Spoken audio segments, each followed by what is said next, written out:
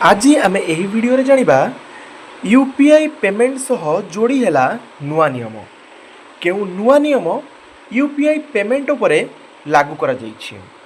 National Payment Corporation of India बा NPCI तरफ biometric जरिया आपण माने पेमेंट करि परिबे। पूर्वरु आपण माने कोन करूथिले जेकोसी क्यूआर पेमेंट हो बा कोनोसी दुकान को जदि आपण जाई करी पेमेंट करूछंती किबा कोनोसी फोन नंबर रे भी आपण पेमेंट करूछंती ताले पूर्वर कौन थी ना आपण मैंने डायरेक्टली आपंकर यूपीआई पिन मध्यम पिन देकी आपण पेमेंट करुले जोटा कि सक्सेस होता।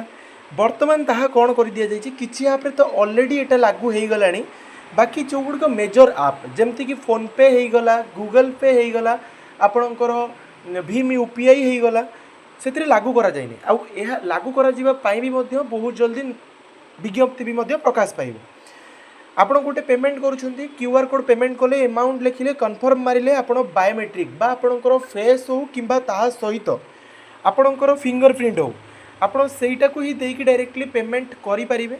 जोटा कि यही जो व्यवस्था रही से व्यवस्था एनपीसीआई बा national Payment Corporation of India द्वारा प्रस्ताव दिया जाइतिला एवं सही प्रस्ताव उपरे मोहर मारी सेंट्रल गवर्नमेंट जोटा कि ऑलरेडी अप्रूव हो सारी।